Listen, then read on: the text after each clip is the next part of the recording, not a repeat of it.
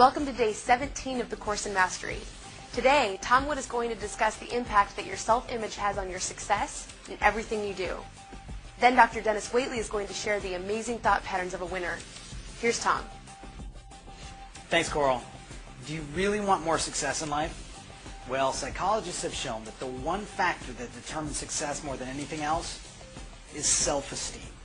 Self-esteem is the value you place on yourself.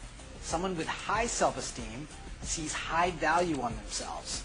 And the most significant factor of people with high self-esteem is that they take responsibility.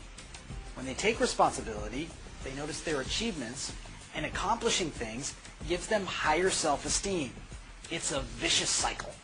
How do you get on this upward spiral of responsibility, accomplishment, and self-esteem? Well, the truth is you're already on it. You just have to notice it. You have to notice that you do take responsibility in your life, and you do have accomplishments. By noticing those two, it will give you more self-esteem. As you build that self-esteem, you'll start to take more responsibility, and you'll start to have more accomplishments. It's real important that you focus your eyes, your ears, and your thoughts on what you currently already do well. You can also do this for your kids. Now realize that self-esteem does not come from praise. It comes from accomplishment. It comes from feeling that the praise is warranted. So don't just praise your kids. Give them challenges to overcome. And when they do overcome them, praise them for the challenges. And then also look honestly and directly at where they didn't accomplish and what they can do next time to improve. That honesty will give them self-esteem. My father knew that warranted praise from many sources, from different people, builds self-esteem faster. So what he did was at the dinner table, he asked each person to go around the table and give praise to each other person. Well, he understood the value of self-esteem, but he forgot about kids. When it came to my turn, I looked at my sister and I said, "Mary, your zits look great today.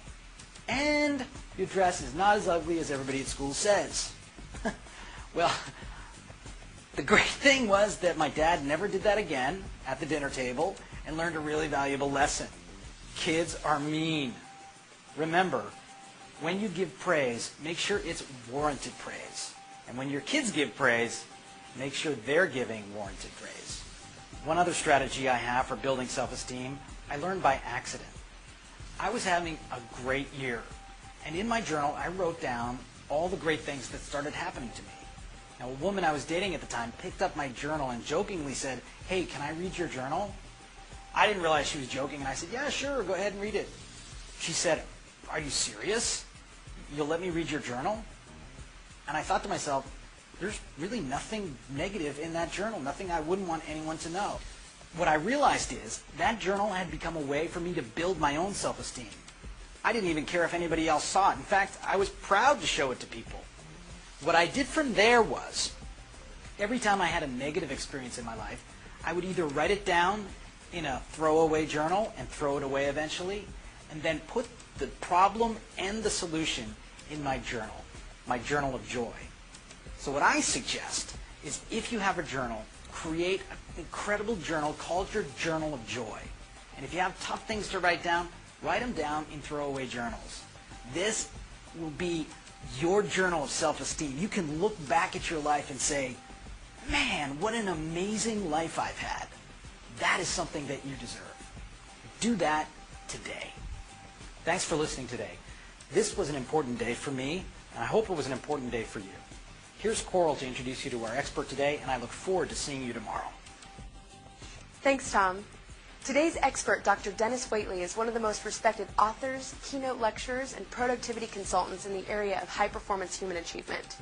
He has counseled winners in a variety of fields, including Apollo astronauts, Super Bowl champions, and corporate executives, and for the last decade has been responsible for performance enhancement of all U.S. Olympic athletes. In this next clip, Dennis shares the inspiring thought patterns of an Olympic athlete. Now think about this. These are the people who have become the best at what they do. It's incredibly eye-opening.